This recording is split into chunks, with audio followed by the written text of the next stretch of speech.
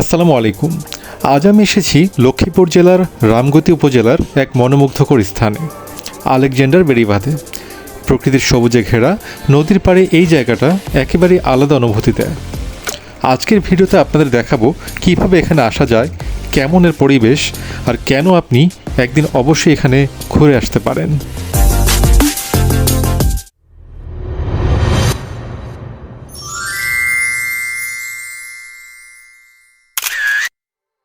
আমরা যাত্রা শুরু করি নোয়াখালীর সোনাপুর জিরো পয়েন্ট থেকে।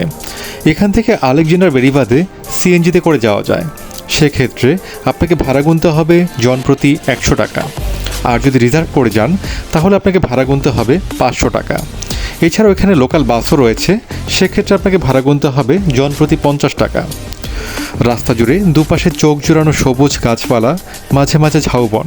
সত্যি এই পথটাই যেন এক প্রাকৃতিক চিত্রকর্মের মতো।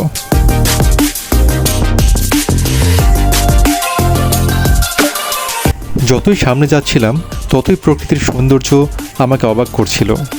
বাতাসে ছিল ঝাউপাতার মিষ্টি শব্দ, যেখানে নেই কোনো কোলাহল, নেই কোনো ধুলোবালি। দূরে দেখা যাচ্ছিল নদীর ঝিলমিল পানি আর সূর্যের লুকোচুরি। গ্রামের সরল মানুষ আর শান্ত পরিবেশ মিলে পুরো রাস্তা জুড়ে যেন এক প্রশান্ত অনুভূতি। মাঝপথে একটু থেমে কয়েকটা সুন্দর দৃশ্য ক্যামেরায় বন্দি করেছিলাম।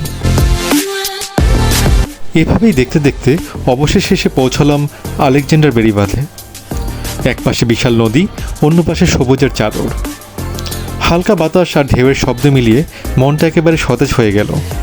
এখানকার মানুষজন বিকেল হাঁটতে আসে, কেউ মাছ ধরছে, কেউ বা শুধু নদীর পাড়ে বসে গল্প করছে। এখানে আসা দর্শনার্থীদের সুবিধার জন্য নদীর পাড় ঘেঁষে গড়ে উঠেছে বিভিন্ন মুখরোচক খাবারের দোকান। এছাড়াও বাচ্চাদের খেলনার দোকানসহ রয়েছে বাহারি পণ্যের সমারোহ। আলেকজান্ডার বেড়িবাঁধের ওপারে যে চরটা আছে সেটা এখানকার মানুষজন মজা করে বলে গরিবের সুইজারল্যান্ড। নামটা শুনে প্রথমে আমিও হেসে ফেলেছিলাম, কিন্তু সেখানে গিয়ে বুঝলাম কথাটা একদম মিথ্যে না। চারপাশে নদীর পানি, মাঝখানে সাদা বালির চর, আর দূরে হালকা সবুজের ছোঁয়া। পুরো জায়গাটা এমন সুন্দর যে মনে হবে যেন বাংলাদেশ থেকে বিদেশের কোনো প্রকৃতির কোলে চলে এসেছি। সূর্যের আলো যখন নদীর পানিতে পড়ে তখন সেই ঝিলমিলটা একেবারে ছবির মতো লাগে। আলেকজান্ডার বাঁধ থেকে সে চরে যাওয়ার প্রধান উপায় হচ্ছে ছোট ছোট ট্রলার বা মিনি লঞ্চ। এই লঞ্চে করে বা ট্রলারে করে চরে যেতে আসা যাওয়া সহ জনপ্রতি ভাড়া গুনতে হবে 100 টাকা। সবচেয়ে মজার ব্যাপার, আমরা সেখানে গিয়েছিলাম একটা ছোট মিনি লঞ্চে করে। লঞ্চটার ভেতরে একটা মিনি টয়লেটও ছিল। এমন অভিজ্ঞতা কিন্তু ঘুরে না দেখলে বিশ্বাসই হবে না।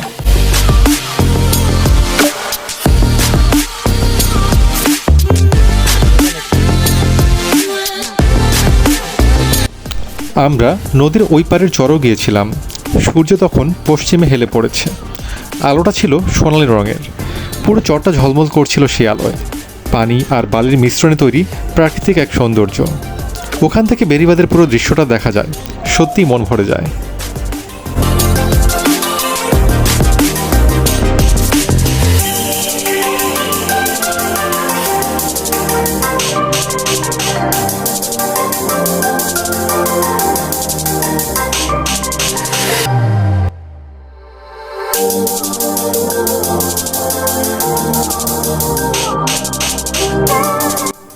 অপেক্ষার পালা শেষে লঞ্চটি চলতে শুরু করলো।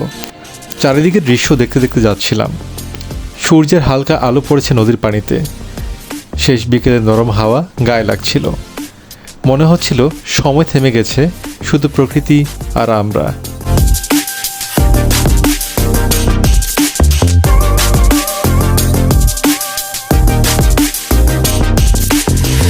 অবশেষে আমরা চলে আসলাম গরিবের সুইজারল্যান্ড খ্যাত সেই চরে। বাতাসটা এত ঠান্ডা এবং মিষ্টি যাতে মনে হচ্ছে শহরের সব ক্লান্তি যেন এখানেই ফেলে রাখা যায়। চারিদিকে কেউ গল্প করছে, কেউ ছবি তুলছে, কেউ বা নিঃশব্দে নদীর দিকে তাকিয়ে আছে। আমি হাঁটতে হাঁটতে ভাবছিলাম এত সুন্দর একটা জায়গা আমাদের এখানেই, অথচ আমরা জানি না। সত্যি সৌন্দর্য দেখতে এখন সুইজারল্যান্ড যেতে হয় না, নিজের দেশে আছে এমন সৌন্দর্য। শহরের কোলাহল আর ব্যস্ত জীবন ছেড়ে নদীর পাড়ে বসে থাকার আনন্দটা ভাষায় বোঝানো যাবে না। তবে দুঃখজনক হলো সত্য, সন্ধ্যা ঘনিয়ে আসার কারণে ভিডিওগুলো ঠিকমতো ধারণ করা হয়নি। আলোর স্বল্পতা এবং সময়ের সীমাবদ্ধতার জন্য অনেক ভিডিওই ধারণ করা যায়নি। আমরা যখন গিয়েছিলাম তখন অন্ধকার নেমে আসছিল, তবে নদীর বাতাস এবং আকাশের শেষ আলোয় সেই মুহূর্তটা সত্যি এক অন্যরকম অনুভূতি। আলেকজান্ডার বেরিফাত শুধু একটি জায়গা না, এটা একরকম শান্তি খুঁজে পাওয়ার স্থান। শহরের ব্যস্ত জীবন থেকে একটু দূরে গিয়ে প্রকৃতির কাছে ফিরে আসার এক সুন্দর সুযোগ। যদি আপনি নোয়াখালী বা লক্ষ্মীপুরের আশেপাশে থাকেন, একদিন অবশ্যই ঘুরে আসুন এখানে। আর হ্যাঁ, জায়গাটা পরিষ্কার রাখবেন যাতে প্রকৃতির এই সৌন্দর্যটা আমরা সবাই উপভোগ করতে পারি। ধন্যবাদ সবাইকে ভিডিওটা দেখার জন্য।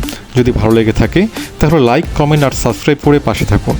আমি আবার ফিরব বাংলাদেশের আরেকটা সুন্দর জায়গা নিয়ে। ততদিন পর্যন্ত প্রকৃতিকে ভালোবাসুন, দেশকে ভালোবাসুন।